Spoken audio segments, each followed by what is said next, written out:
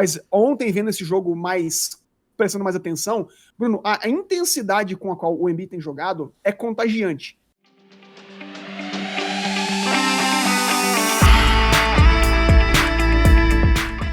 Salve, salve galera, começando mais um vídeo do 3 pontos e a falta.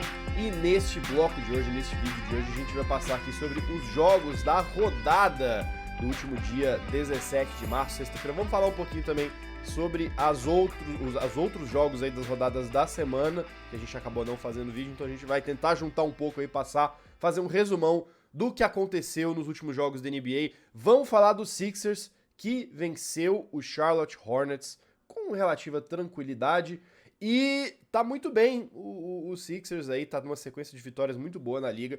E vamos falar também, claro, vamos falar das duas derrotas do Los Angeles Lakers. Lakers que perdeu pro Houston Rockets, Filipão, e pro Dallas Mavericks sem Luka Doncic. Vamos falar como que isso afeta aí a campanha do time de Los Angeles rumo a uma vaga nos playoffs. A gente deve passar também por alguns jogos do Celtics, falar um pouquinho também do Milwaukee Bucks, do Grizzlies e muito mais. Mas antes, Filipão, antes a gente pede pra você deixar aquela curtida maior. Já deixa o like aí, já deixa o like. Você que gosta de NBA, você que gosta de basquete, que tá acompanhando os playoffs, que quer ver o Lakers chegar lá na pós-temporada, já deixa aí o like, deixa seu comentário e fala o que falta pra esse time parar de perder esse jogo que não é pra perder, cara. Pelo amor de Deus, bicho. Tô indignado, cara. Os caras fazem o mais difícil e na hora de fazer o mais fácil eles não fazem, velho. É inacreditável, cara. Inacreditável. Bom, não se esqueça também de assinar o canal 3 Pontos e a Falta, se você é novo aqui, tá aqui pela primeira vez, e clicar no sininho pra receber notificações de novos vídeos. Mas antes da gente falar do Lakers, a gente vai falar do Sixers, né, Filipão? Sixers que tá ali quietinho, ninguém tá falando dele, né, tá ali comendo pelas beiradas, né, seria o famoso comendo pelas beiradas. Venceu o Hornets por 121-82, né, acho que era uma vitória praticamente garantida, né, acho que ninguém esperava que o Sixers perdesse pro Charlotte Hornets em si, mas uns fatos interessantes pra gente abrir essa discussão, Filipão. Sixers está a 7 jogos consecutivos sem perder. Nos últimos 10 jogos venceu 8. Tá em terceiro no leste, só atrás do Celtics e do Bucks, que acho que a gente pode argumentar aqui que são os dois melhores times da liga. E o Joel Embiid tá arrebentando, né? Ganhou muita força pra campanha de MVP, né? Ele aí junto do Jokic e do Giannis Antetokounmpo. Agora vai! Não, tudo leva a crer que sim. A gente tá falando hoje particularmente do jogo contra o Charlotte Hornets, mas a última partida do Sixers foi justamente contra o Cleveland Cavaliers, em que eles dominaram igualmente. Uhum. E tem uma série de vitórias importantes, né? Venceram o Bucks no início do mês, né? Ganharam do Nets, então assim, não é um time que tá perdendo esses jogos. Exatamente. Exatamente, Bruno, que é uma coisa que o Sixers das antigas, né? O Sixers do ano passado, por exemplo, não fazia, né? Não tinha consistência. Nos últimos 45 jogos, Bruno, 35 vitórias e 10 derrotas, é o melhor recorde da liga nesse tempo. Ou seja, o Sixers é hoje o time mais consistente da NBA. A gente vê as duas lideranças, as duas conferências capengando. O Bucks perdeu recentemente um jogo fácil em casa, o Nuggets perdeu 3 em seguida. Então, esse time talvez seja aquele que mais tem convencido, digamos assim. E no jogo de ontem não podia ser diferente, né, Bruno? O embate do Sixers contra o Hornets foi um mismatch da pena, Bruno, porque o Charlotte começou o jogo, eles não têm na real, já um pivô titular, e começou um pivô clássico, né, aquele Sim. Pivô mais físico, e começaram o jogo ontem com o Nick Richards, Bruno, de número 5 para marcar o Embiid.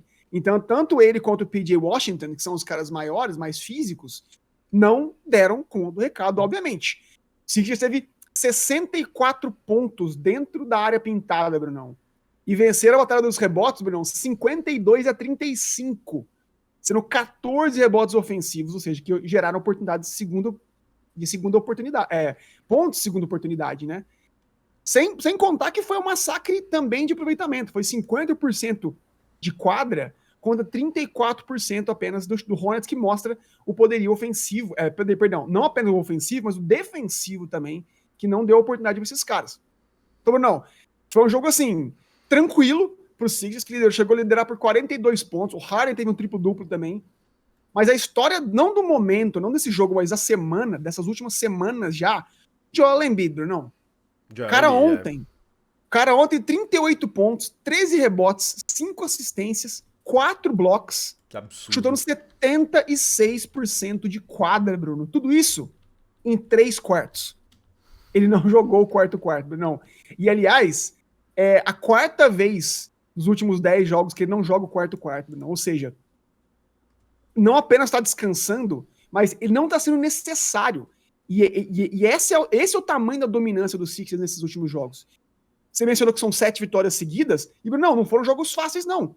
O Sixers ganhou do Milwaukee Bucks, ganhou do Indiana Pacers, ganhou do Wolves, ganhou do Wizards e ganhou do Cleveland, né, antes de ganhar do Hornets. Ou seja, são jogos bem complicados, equipes que estão, como o Wolves ou como o Pacers, são equipes em ascensão. Sim. E que equipes maiores também, equipes rivais diretas, estão perdendo.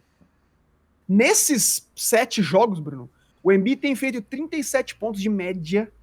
Nossa. Em 7 jogos, cara, média de 37 pontos, 9 rebotes, 5 assistências, 1 roubo, média de 3 blocos, chutando, Brunão, 62% de quadra, 50% de 3, indo para a linha de arremesso livre 12 vezes por jogo e positivo 63 pontos quando em quadra.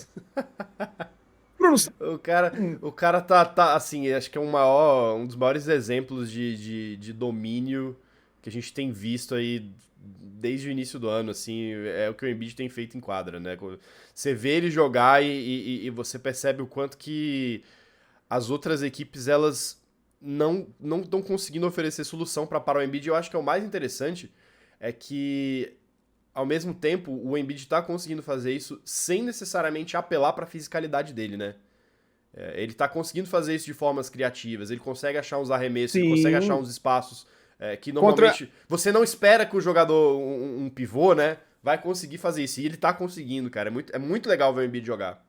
Contra Portland, por exemplo, que eles venceram no último arremesso do jogo, a bola foi do Embiid, estava na mão do Embiid, e todo mundo imaginou, o Doc Rivers desenhou a jogada para ele penetrar no garrafão e, como você falou, abusar da fisicalidade e fazer uma enterrada. Só que, Bruno, como ele viu um espaço a mais, ele fez um fade away em cima do Nurkic e ganhou o jogo. Então, cara, qual pivô da liga faz um fade away da marca do lance livre, daquela posição, e ganha o jogo daquele jeito? Então ele é literalmente um unicórnio. E o mais interessante dessa temporada é o mental dele. A gente fala isso já em alguns vídeos, mas ontem, vendo esse jogo prestando mais atenção, Bruno, a intensidade com a qual o Embiid tem jogado é contagiante. Quando você tem um time e você vê o seu líder entregando, Bruno, em qualquer jogo, no jogo fora de casa contra o Hornets, o time se inflama. Então, esses pequenos detalhes, Bruno, que fazem a diferença. Então, eu tô vendo o Joel Embiid, pela primeira vez em muito tempo, muito focado, muito compenetrado nos dois lados da quadra. A gente mencionou os números absurdos dele ofensivos, esses mais 63 nos últimos 7 jogos mostra também, Bruno, que ele melhorou muito defensivamente. Uhum. O Embiid não era um pivô conhecido pela sua defesa, mas tem se transformado. O garrafão do Sixers hoje é um pesadelo para qualquer adversário. E isso tem se transferido para a equipe. Hoje eles são a 9ª melhor defesa da liga, Bruno, coisa que não acontecia em anos. E confere aos Sixers o 3º net rating, porque o ataque deles é muito bom. Tá no top 5. Então, esse é o real impacto de um cara, Bruno. Esse é o real impacto de um eventual MVP, que ele afeta os dois lados da quadra, né? E o melhor de tudo, ele tem talvez, Bruno, o elenco mais letal ao seu redor desde que chegou em Filadélfia. O Embiid e o Harden são a melhor dupla da liga em pick and rolls, né? Em passes para cesta. Mas eles têm, Bruno, excelentes chutadores ao redor deles, como Shake Milton, como o George Niang, como o Tobias Harris, tem feito bom aproveitamento, como o próprio o Tyrese Maxey também. Então, quando você tem, Bruno, uma dupla dessa que chama marcação dupla, tripla, mas que tem boa visão e bom passe para achar esses caras no perímetro, não à toa o Sixers é o primeiro time da liga em spot-up shooting. O que é spot-up shooting? O catch and shoot é quando o cara tá em movimento, recebe e chuta. O spot-up shooting é quando o cara já tá paradinho na sua posição no perímetro, recebe e chuta. Então eles são o primeiro nisso, Bruno. E por isso até o PJ Tucker, que não marca, né, tem tido facilidade. O Sixers hoje, Bruno, tem chutado 44% de 3 Nossa. nessa stretch imbatível, né? E estão positivos 14 pontos no plus-minus. E o segundo, Bruno, a segunda defesa nessa stretch também é o Cleveland com 5,7. Ou seja, olha a diferença, mais que né, metade, cara. Então, o time completo, impressionante, velho. É impressionante. O time tá muito bem arrumado. E realmente eu acho que a melhor coisa que pode ter acontecido pra eles nessa temporada foi, de fato, eles terem se afastado um pouco dos holofotes. Porque eu acho que poucos times... Essa expectativa, essa pressão, eu acho que ela é inerente a qualquer time que quer ser campeão. Sim, Né? Qualquer time que quer ser campeão vai ter que lidar com isso. Mas eu acho que essa expectativa que se girava em torno do Embiid principalmente, mas do Sixers também por tabela, por conta do todo o processo, eu acho que fazia mais mal do que bem pra eles. E essa é a primeira temporada que eu vejo em que não se tem essa expectativa ao redor do time, e eu tenho tido a impressão de que eles estão conseguindo jogar melhor. Estão mais leve. Sabe, o famoso time tá mais leve? Sim, tá eu acho que tranquilo. a novela Ben Simmons me ajudou também, né, Bruno? Você finalmente tirar aquele... Não vou falar tirar aquele câncer da equipe, que é forte demais, né, Bruno? Mas era um peso, né? O Ben Simmons tinha se transformado num peso pro time, né? Remover... o ano passado o cara jogando praticamente inteiro com o cara lá no vestiário, não entrava, né? E chamava atenção porque não treinava. Então, cara, é uma distração muito grande. E isso, Brunão, tem tido um efeito muito, muito legal, como eu falei de novo, no Embiid e no Harden. Eu tô vendo os dois caras muito focados, cara. O Harden teve um triplo-duplo ontem, a propósito. 11 pontos, 11 rebotes, 10 assistências. Foi positivo 25 pontos, Bruno. Incrível. Que mostra, de novo, ele é um cara que tá muito ok com o fato de que ele não vai ser o dono desse time, né? Uhum. Então, assim, Bruno, tá todo mundo muito comprado e com um elenco muito profundo também, cara. O Sixers jogou ontem com um pivô reserva quando o Embiid tava no banco, que foi o Paul Reed, que, na minha opinião, jogou muito bem, Bruno. Teve 10 rebotes em apenas 12 minutos, cara, né? E, por exemplo, o Montrezl Harrell também, por exemplo, nem jogou ontem no banco e tá lá em Filadélfia. O Korkmaz, que é um bom jogador, um bom arremessador de 3, também nem tem entrado. Ou seja, esse time, Bruno, é muito profundo para um eventual dia em que o Embiid, por exemplo, não tá caindo a bola dele. Uhum. Né? Não é um time unilateral só, né? É um time que tem várias peças, vários jogadores ali que podem tomar as rédeas num eventual confronto difícil, por exemplo, contra o Milwaukee Bucks, por exemplo, né? Eles têm peças. Então, cara, tudo leva a crer, não, que esse time vai fazer uma corrida muito interessante nos playoffs. Então vamos ficar de olho no Sixers, que tem agora Indiana Pacers, jogos fáceis, né? 2 jogos contra o Chicago. E deve estar perto da classificação também, né? Porque o Bucks com 50 vitórias já tá classificado, o Sixers com 47... Provavelmente até o final da semana que vem o Sixers já deve ter garantido a vaga também. O Sixers tá no momento, Bruno, que eles estão brigando pra primeira posição da conferência, cara. Então, assim, não é nem a classificação. Pode até vislumbrar uma liderança, já que eles estão a 2 jogos e meio só. Eu digo a coisa da classificação porque é o que tá definindo se o time vai com força total ou se eles decidem poupar jogadores, né? Acho que a própria derrota do Bucks pro Pacers é um indicativo disso, né? Os caras agora vão dar aquela segurada, porque, né, né? Não precisam se preocupar em se classificar. Mas eu concordo com você, eu vejo os Sixers fazendo um esforço pra pegar uma seed melhor. Eu não acho que eles vão parar só na vaga, não. Não, e como eu falei, Bruno, a gente tá vendo muitos jogos agora, querido ouvinte, que os times que vão brigar nos playoffs já estão meio tirando o pé do acelerador. Os caras estão tendo dificuldades de se interessar por jogos que não valem mais nada. Eles estão com a cabeça nos playoffs já. Mas tem um time que eu tô vendo, Bruno, jogar todo jogo como final, é esse Sixers. E eu mencionei que jogo contra Indiana e 2 jogos contra o Chicago. Depois desses 3 jogos, Bruno, eles têm Golden State Warriors, olha só, Phoenix Suns e Denver Nuggets. Nossa Só senhora. isso. Os 3 fora de casa. Então esses 3 jogos aí vão mostrar, vão dar essas credenciais para todo mundo sobre quem vai ser o Sixers nos playoffs. Tá aí. Bom, vamos agora passar então para, né, um dos times que a gente mais tem acompanhado aqui no 3 pontos e a falta, mas também porque é um dos times que tá com uma das narrativas mais interessantes no momento da temporada regular. Eu tô torcendo tanto pro nosso Leicão, galera. Porra, tô torcendo tanto, cara. Acabou que virou uma torcida informal nossa aqui já, do 3 pontos e a falta, pra eles conseguirem classificar. Porque, pelo amor de Deus, tá difícil. Quando a gente acha que o Lakers vai engrenar, que vai emendar uma sequência de vitórias e vai conseguir pegar ali uma 7ª posição, uma 8ª posição, os caras me perdem, Filipão, pro Houston Rockets pior de tudo, perdem em casa pro Dallas Mavericks, jogando sem o Luka Doncic, Filipão. Duas vitórias, duas derrotas, né, apertadas. No caso do jogo do Mavericks, inclusive, foi no estouro do cronômetro, né? Literalmente, na última bola. Maxi Kleber, na última bola, consegue pontuar pra vencer. E, bom, não dá nem pra dizer que complicou, porque a situação do Lakers já era muito complicada por si só, né? O time tá em 10º lugar na Conferência Oeste, tá a apenas uma vitória de diferença pro Jazz, que também não tá muito bem. Eu acho que não vejo tendo uma troca de posições, até porque o Jazz também, se vai pros playoffs, não vai fazer nada, então, assim, acho que não é um time que deve estar preocupado com isso. E vai ter uma série de jogos importantes agora, né? A gente tinha até falado que o Lakers ia ter uma série de jogos contra times que estão brigando direto, né, por posição com ele no Oeste. Já perderam pro Mavericks, que não era pra perder, e agora vão ter uma série de jogos super importantes contra o Thunder aqui, né, e contra o Wolves no finalzinho de março. E aí, Filipão? E tem o Suns também, né? E tem o Suns também. Nos próximos 4 jogos, eles têm Suns e Thunder que estão disputando vaga direto, né? Então... vai ter uma série de 2 jogos seguidos, né? Um em casa e um fora, contra o Chicago Bulls, que tá numa situação muito parecida com a do Lakers no leste.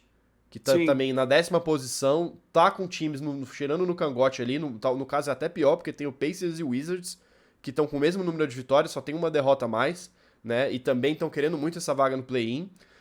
E tá numa distância ainda maior do Raptors e do Hawks, né? Ou seja, é muito difícil que ele consiga pegar uma posição acima da que ele tá e pode perder a posição que ele tem.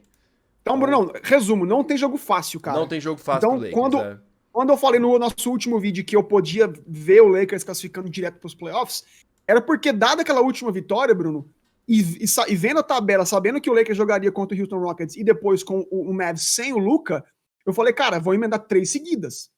E depois, né, muda o discurso. Só que quando você perde esses 2 jogos, Bruno, o caldo realmente engrossa. A gente vê que não vão ser jogos que vão ser facilmente dominados como a gente estava imaginando. Que essas equipes menores estão brigando, sim, como você trouxe o Chicago Bulls. Então, Bruno, foi pra mim, o Houston foi um jogo à parte porque jogou sem o AD. O AD, por estar voltando de lesão e por ter um histórico grande de lesão, já está decidido que ele não vai jogar back-to-back games, ou seja, 2 jogos seguidos na noite, o AD não vai jogar, uma noite atrás da outra. Então já seria um jogo difícil, Brunão, naturalmente, cara. Mas quando você descansa o AD, Brunão, o que leva a crer? Leva a crer que você vai focar nesse jogo contra o Mavs, que era de fato um confronto direto. E você vai e perde. Então, Bruno, foi uma derrota pra mim muito dolorida, numa noite em que não podia perder. O time também não foi bem nesses últimos jogos que eu mencionei, né?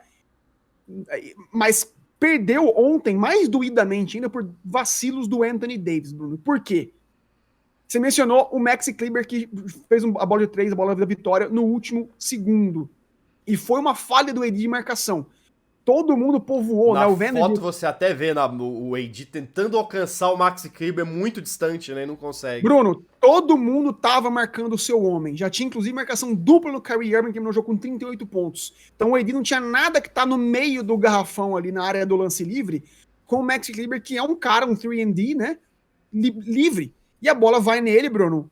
Ele acerta o arremesso e Dallas sai com a vitória. Só que antes disso, Brunão, quando faltava 6,7 segundos, o AD estava na linha de arremesso livre e converteu apenas 1 de 2. Ou seja, se o AD faz os 2 de 2, essa bola de 3 do Kleber empata o jogo e não dá a vitória. O jogo ia para a prorrogação. Pior ainda, com 7,2 segundos, o mesmo AD cometeu falta do mesmo Kleber numa bola de 3. O Kleber foi para a linha de lance livre e fez os 3 de 3, Bruno. Ou seja, foi uma série de fatores, uma série de falhas, entre aspas, do maior líder em quadra do Lakers. Por isso, essa derrota é tão doída. Numa noite, Bruno, em que Minnesota, em que Pelicans, em que Portland e Golden State todos perderam, Bruno. Ou seja, era a noite pro Lakers tirar vantagem nesse De Oeste. novo, né, cara? Tão Mais uma conturbado. vez, né? Mais uma vez, um jogo que todo mundo pede, tipo, era perfeito pro Lakers, eles não conseguiram. Mas eu tenho, assim, eu concordo completamente com a sua análise. Eu acho que essas infelicidades, né? Ah, aquele lance, né? Decide naquele lance, naquele outro.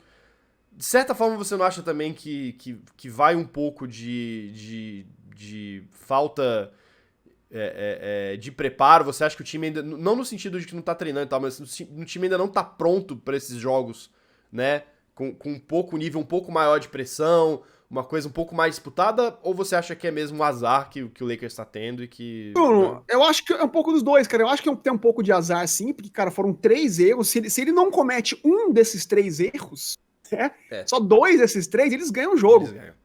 Mas eu concordo que, assim, falta intensidade, Brunão. Eu acho que faltou o time entender a real importância desse jogo, cara. Vendo o jogo ontem, principalmente antes do intervalo, que o Mavs chegou a abrir uma boa vantagem, eu fiquei, cara, esse time não tá pilhado, cara.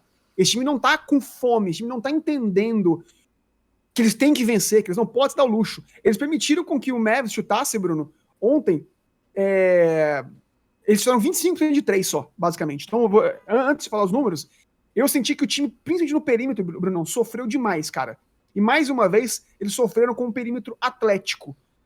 Com o Maxi Kleber, com o Reggie Bullock, com o Christian Wood, com o Bertans, com o Holiday, tanto defensivamente, porque eles chutaram 47% de 3, Bruno, ou seja, o Lakers não conseguiu defender esse perímetro dos caras, e não conseguiu atacar também o perímetro dos caras, só 25% de 3 só. Então isso é uma coisa que me preocupa bastante, já tinha sido exposta no jogo contra o Knicks. Mas você falou de concentração, Bruno, de fome, cara, aí não dá pra criticar o cara, né?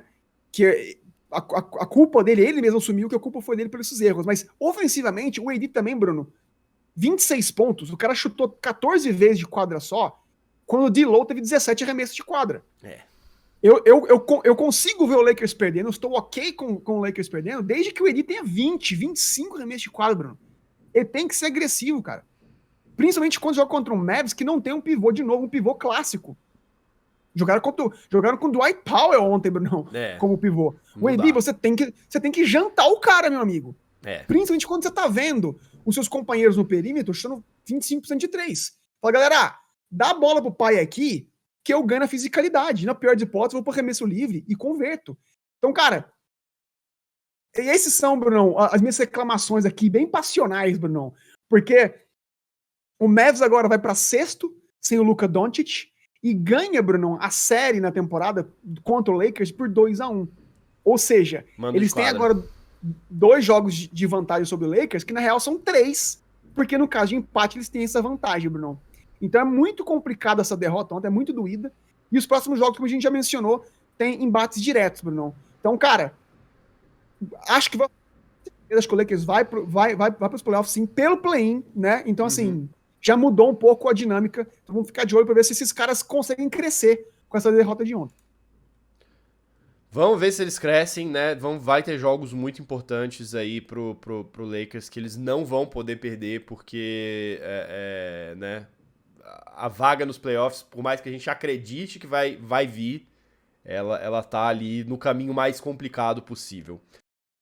Vamos falar aqui agora rapidinho, Filipão, de alguns dos resultados aí da rodada, né? Muito rapidamente. Muito rapidamente, vamos falar aqui, queria começar com a vitória do Grizzlies sobre o Spurs. Uma vitória também esperada, né? 126-120, mas eu acho que representa muito esse momento de recuperação do Grizzlies. Não recuperação no sentido de que tava jogando mal e agora tá voltando a jogar bem, mas por conta, né, de todos os problemas extra-quadra, né? Acho que agora a gente tá voltando a ver o time num momento focado de novo no que tá acontecendo na quadra, focado no basquete, né? Depois de toda aquela treta lá com o Ja Morant.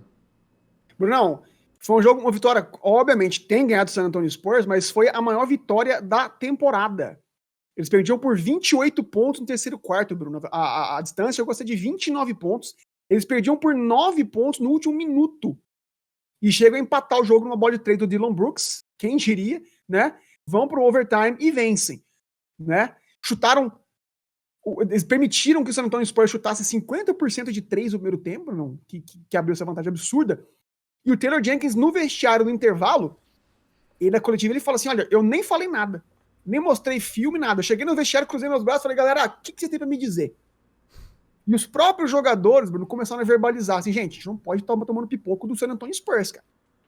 Então isso motivou os jogadores a voltarem pra quadra e fazer a maior virada da temporada até agora, que como você falou, Bruno, é gigantesco. É uma vitória que mostra o mental desse time, cara. Que a gente, quando mencionou a suspensão do Ja Morant, a gente falou, cara, ou esse time agora despenca, que é um time novo, é um time que pode sentir a pressão, tá sendo julgado demais pela mídia e pela liga, pelos próprios companheiros, né, principalmente pelo Draymond Green, que joga inclusive hoje contra esse Memphis Grizzlies em Memphis, Brunão. Mas, cara, o Ja Morant volta segunda-feira contra o Dallas já, Brunão.